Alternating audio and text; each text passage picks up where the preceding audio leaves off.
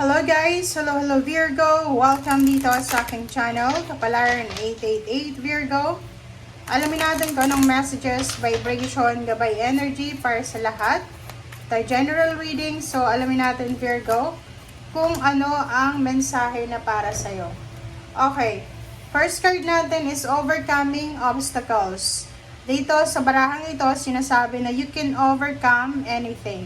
Lahat daw ay kaya mong i-overcome, Virgo. So, this one is all about sa mga Virgo na marami kayong mga pinagdadaanan na problema or siguro natatakot kayo para sa mga parating pa. Okay? So, kung ikaw ay nasa sitwasyon ngayon, Virgo, na parang iniisip mo na nakakatakot yung mga bagay-bagay or sitwasyon, isipin mo na hindi ka pababayaan ng Panginoon. And isipin mo na lahat ng ito na nangyayari sa buhay mo ay may dahilan. And this card is a manifestation card na sinasabi na walang anumang problema ang hindi mo kayang lampasan or lagpasan. Okay? You will overcome all the obstacles and challenges.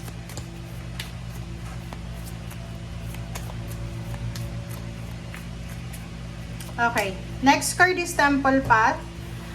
Temple Path, it's a pathway siya na sinasabi na maliwanag na. So, may mga Virgo sa inyo na siguro for several months and years and weeks, sobrang dilim sa pakiramdam, sobrang dilim sa pag-iisip, di ba? Yung parang hindi ka makabuo ng plano kasi hindi ka sigurado, hindi ka makabuo ng kung ano man kasi natatakot ka or hindi mo alam kung ano mangyayari. But this one is number 12 is 3.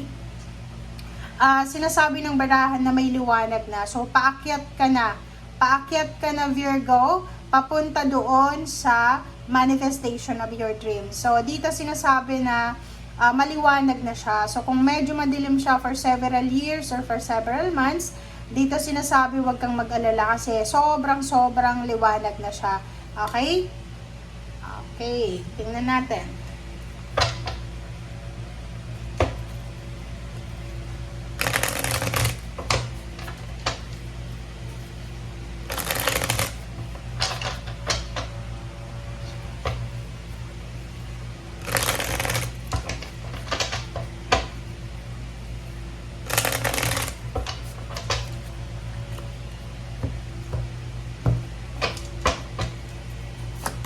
Okay, so dito tayo sa third deck, sinasabi ng Seven of Cups dito na choices and decision. So, marami ka nang pwedeng pagpilian ngayon. So, marami ka nang pwedeng hanapin, alamin, or marami nang pwedeng pagpilian para sa kung ano ang gusto mo. Like dito, di ba? Sa Temple Path na to, dati sobrang dilim, sobrang walang choice, walang kung ano lang yung naan dyan, yun lang. But this one, the Seven of Cups, sinasabi na marami nang pwede kang makita na choice and pwedeng options. Sa usaping relationship din, sinasabi ng baraha kung single ka, kung dati ay walang nanliligaw sa'yo, kung babae ka, pwede ngayon, may magpapapansin na. And if naman in a relationship ka na, nakikita ko sa'yo na may mga options and choices kayo para ayusin ang relationship nyo. Okay? So, dito nakikita ko na sinasabi ng barahan na if you're in a relationship, sobrang stable, secured yung relationship na meron ka. And at the same time, friendship, collaboration, attachment. Sobrang attached yung relationship na ito. Okay? Five of Coins, sinasabi ng baraha, yung problema, like may mag-asawa na problema about money, about work, about business, about financial. Sinasabi sa'yo dito ng barahan na mau-overcome mo talaga to ng mga financial problems, emotional problems, family problems. Okay, next card is Five of Swords. Five of Swords, sinasabi ng barahan na yung mga iba sa inyo dyan, may mga iba sa inyo dyan na parang sinasabi ng barahan na marami kayong iniisip na gawin. Yung parang hindi lang isa, marami kang gustong gawin. Dito sinasabi ng barahan na nasa tama kang direksyon. Okay, gawin mo kung ano yung nararapat, ayusin mo kung ano yung nararapat, And kung may mga pagkakataon ka na kailangan mong alisin yung bagay na to, yung sitwasyon na to, yung taong ito, gawin mo na siya kasi you have the choice ngayon, you have the option na ayusin, ilagay sa tama yung mga bagay-bagay sa buhay mo. Ten of Swords, emotional, 'di ba? So kung may mga issues ka regarding emotion, family life, maayos mo siya. Kasi nandito yung Ten of Swords, sinasabi na it's endings, it's new beginnings, it's the end, 'di ba? So tapos na, finish line, may mga issues emotionally, financially na matatapos na.